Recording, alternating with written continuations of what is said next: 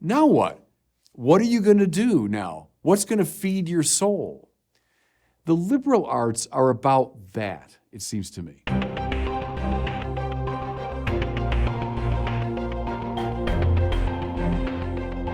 Welcome back to the Word on Fire show. I'm Brandon Vogt, the host and the senior publishing director at Word on Fire. What are the liberal arts, and why are so many schools and universities getting rid of them? That's what we'll be discussing today with Bishop Robert Barron, who joins us from the Word on Fire studio in Rochester, Minnesota. Bishop, good to see you as always. Hey, Brandon, how you doing? Doing well. Now, you recently visited one of the most prestigious Catholic universities in the country, the University of Notre Dame. Why were you there? How'd your visit go?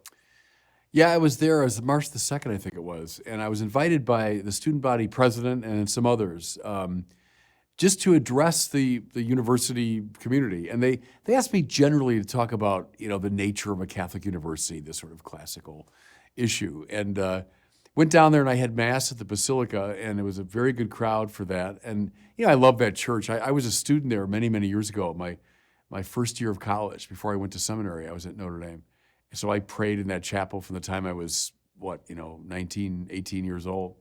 So I said Mass, and then I gave a talk that was very well attended, a lot of enthusiasm, about the nature of a Catholic university. And then we had a wonderful kind of Q&A session afterwards. So no, it was a great joy. I loved it. I want to talk about a trend in schools, both high school and the university level, concerning the liberal arts, also sometimes called the humanities. There was an article in the New Yorker that made the rounds last month. I saw it shared and discussed everywhere. It was called The End of the English Major. And it revealed that during the past decade, from roughly 2012 to 2022, the study of English and history at the collegiate level has fallen by a full third. And many large schools have fallen even further. They gave a few examples. Humanities majors at Ohio State University fell 46% over the last decade. Notre Dame, where you just were, fell by 50%. At some universities, the decline was upwards of 75% over this past decade. You picked up on this trend in a recent article that you wrote. You cited the specific example of Marymount University, which is a Catholic university in Arlington, Virginia, which recently announced that they're cutting several of their liberal arts majors from their program, including philosophy, religious studies, and theology. That's what I want to talk about here, but maybe let's start by defining our terms and understanding what are the liberal arts to begin with, and what specifically do we mean by liberal? Yeah, of course, it's a famously slippery word. In this context, I would just take it in a very straightforward way. The Latin word liber, which means free. So the liberal arts are free arts. Now, what are they free from? They're free from utility. So think of a discipline like, auto mechanics. That's a very utilitarian discipline. It's designed to help you fix a car so that you can use that car and go somewhere. Or think of someone who's trained in engineering, and they're trained to build homes or bridges or whatever it is. So they use their knowledge to produce something in the real world. Obviously, these are wonderful things, the useful sciences. But see, they're not free because they're tied to a product that they're designed to give rise to. The liberal arts, on the other hand, are those that are free from utility because they're simply good in themselves. Why do you study English literature? Well, to get a job, you could look at it that way. But, in itself, it's fairly useless to study English literature. Why would you study philosophy? What I studied as a young man, supremely useless discipline. What do you produce with it? What does it give rise to in the practical order? Well, nothing. But see, that's the point. That means those are higher sciences, because they have to do with things that are intrinsically valuable. The knowledge that they generate is good in itself. So in that sense, they're free.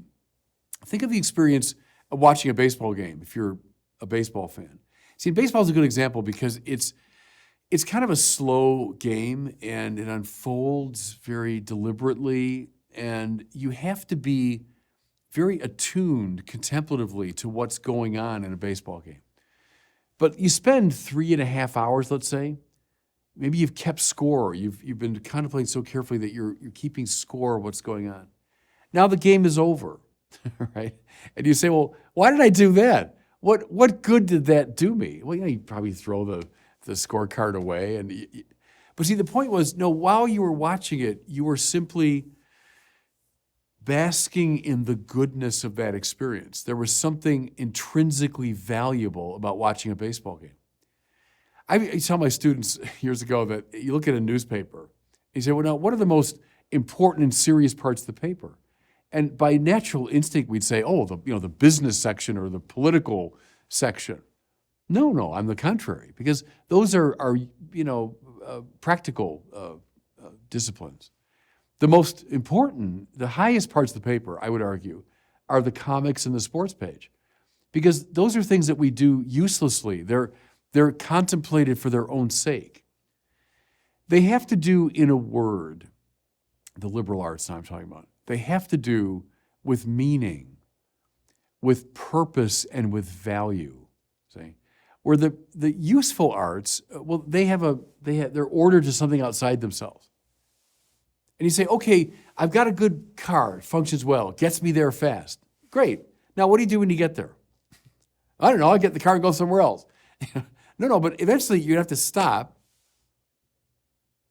producing anything, stop going anywhere else. You have to stop, and now what? What are you going to do now? What's going to feed your soul? The liberal arts are about that, it seems to me.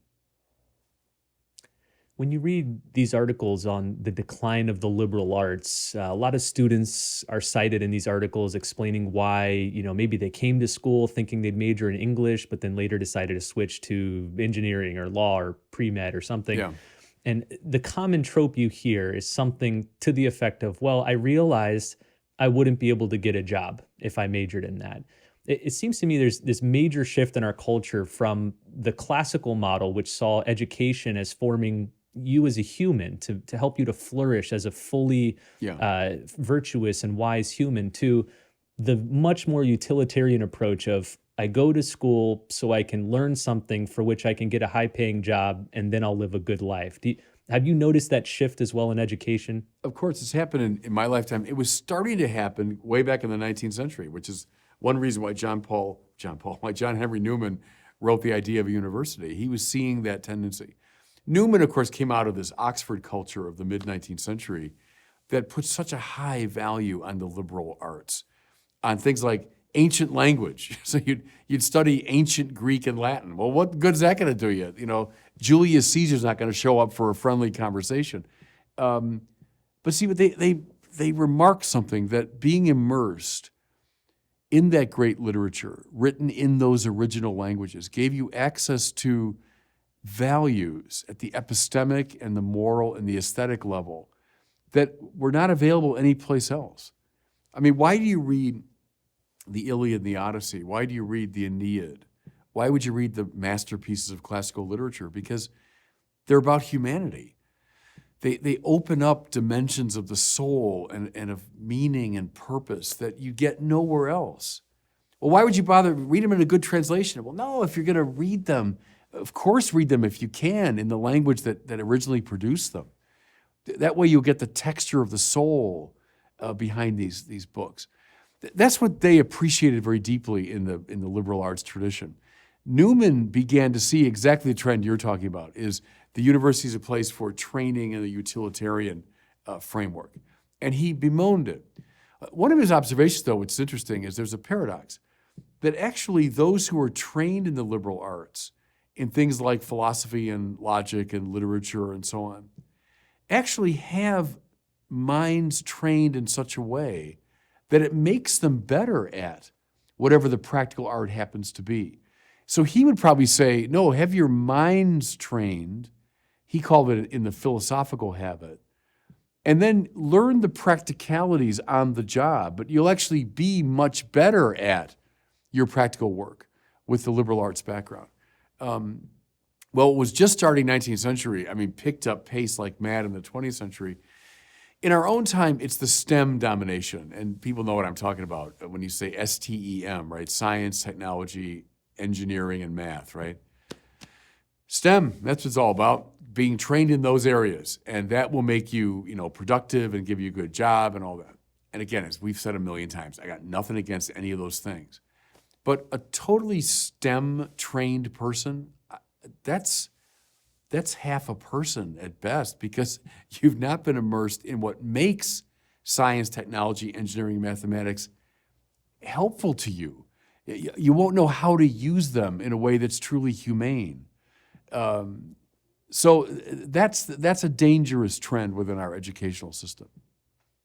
I'm glad you brought up that paradox, because I've heard the same thing now that I've founded a classical high school, the Chesterton Academy of Orlando.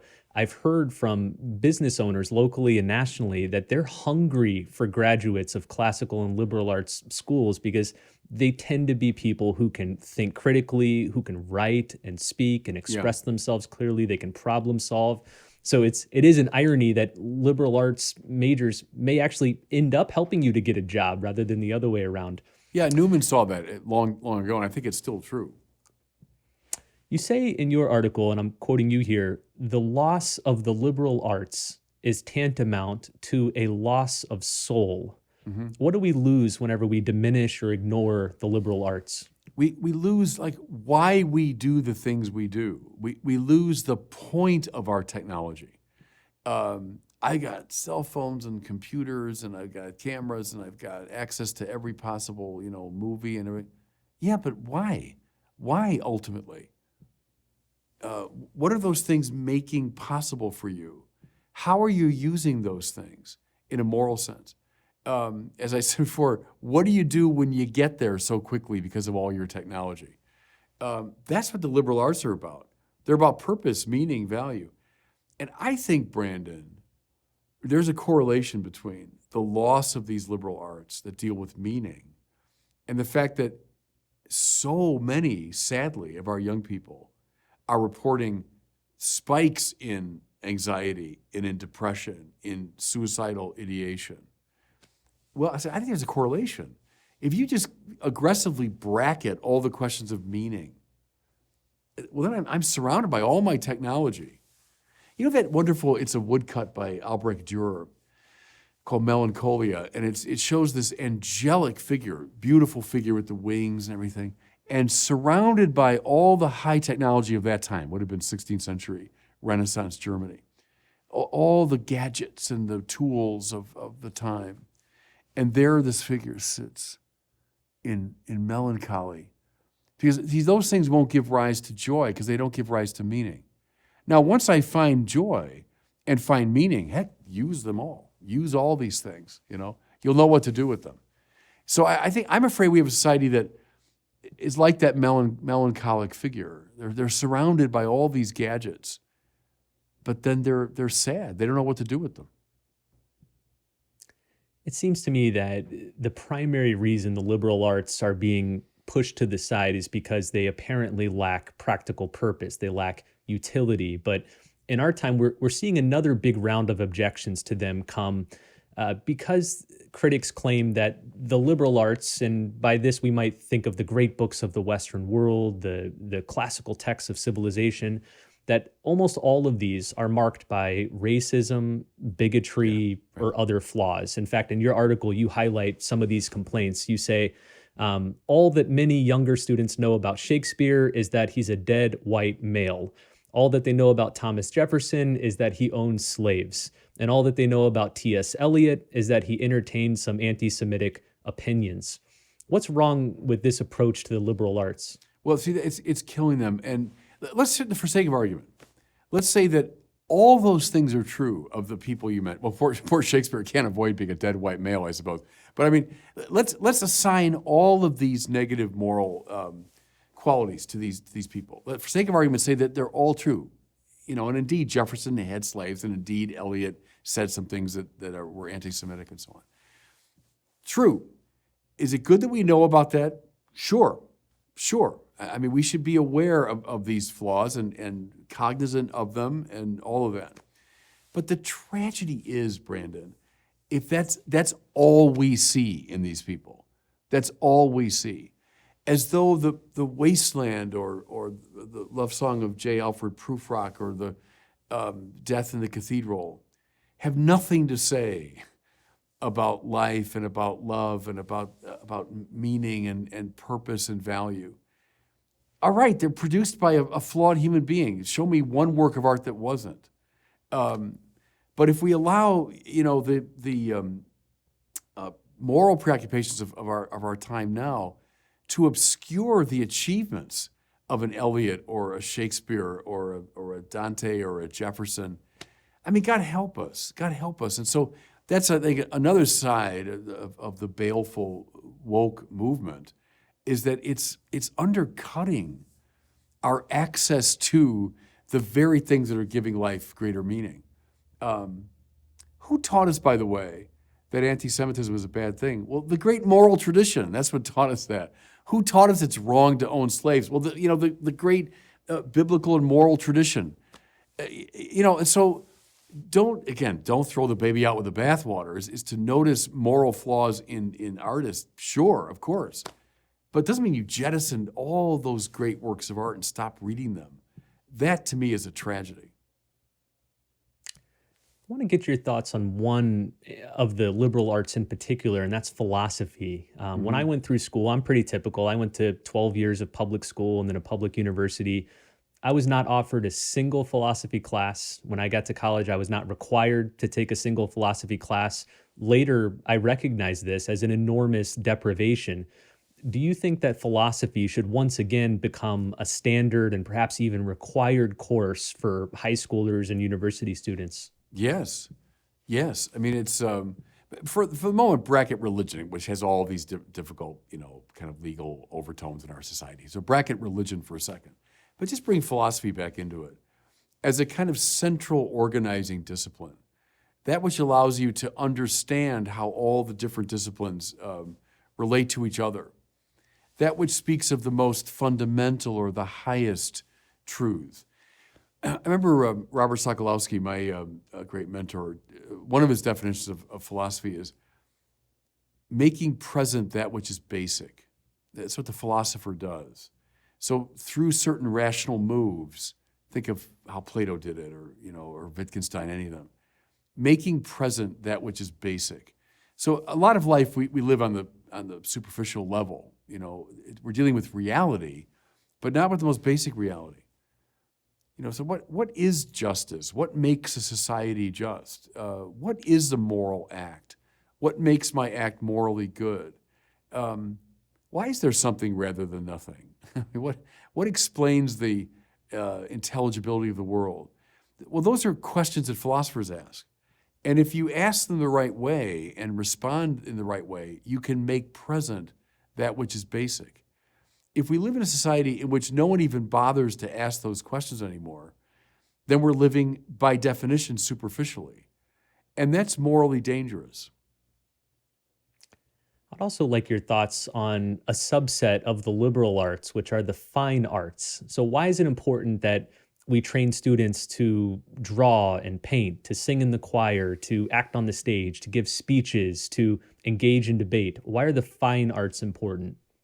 What did our friend Chesterton say? Anything worth doing is worth doing badly, right? And so look at painting or music or drama at the high levels, and you look at a Shakespeare, you look at Michelangelo, and you say, okay, here's someone that really knew how to make present that which is basic, who really knew how to elucidate the deepest values and did it in a way that was compellingly beautiful, right? Terrific. Well, that should awaken in you the desire to imitate them, knowing fully well that you'll, unless I'm talking to some geniuses out there, are not going to reach that level. But again, who cares? Anything worth doing, and that's the thing. Boy, has Michelangelo taught me that painting and sculpture are worth doing. Has Shakespeare taught me, boy, is writing a play worth doing? Has Plato taught me, boy, is asking and answering philosophical questions worth doing? Anything worth doing is worth doing badly. That means, well, I can get in that game, even though I'm a very inadequate, playing partner for these people. But the best way to honor someone like Plato is to try to write a dialogue or try to do your own philosophical reflection. The best way to honor Beethoven, if you're a musician. Well, then you try, you know. Well, there's training in the fine arts. I think it's marvelous. Well, as we wrap up here, I'd like you to imagine you're standing in front of a room full of 1,000 high schoolers and college students. How would you make the case that they should study and maybe even major in the liberal arts? As you close your article, why should they read Plato, Jeremiah, Shakespeare, and Dante? Why should they gaze on Michelangelo, Picasso, and Rembrandt? Why should they listen to Mozart, Bach, and Stravinsky? So they'll know what to do when their GPS gets them somewhere. They'll know what to do when their technology makes their life more convenient. But if all we're doing is living at that level of the superficial, we're just going to go from place to place and time to time, and we won't know what to do. We won't know the kind of people we're meant to become. When you study those great figures, you enter into that dimension of life. And now when your GPS gets you someplace, well, maybe you're going someplace worth going because you've studied the liberal arts. And once you get there, you'll know what to do because you've understood moral discipline through the liberal arts. Once you get there, you can start producing something beautiful because you've realized what beauty is and why it matters. See, but otherwise you're gonna get places faster and you'll live life more conveniently, but you'll be like that Durer's angel. You'll just be in a state of melancholia because you won't know what to do, you know? That's why I would say study the liberal arts because you need to feed your soul as well as make life for your body more comfortable.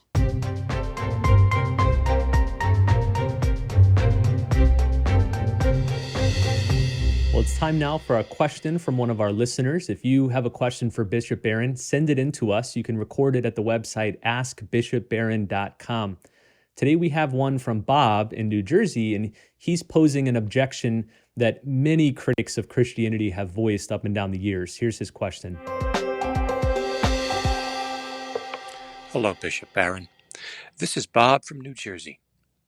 What is your response to the statement made by several noteworthy people that more blood has been shed in history over the name of Jesus Christ than any other individual?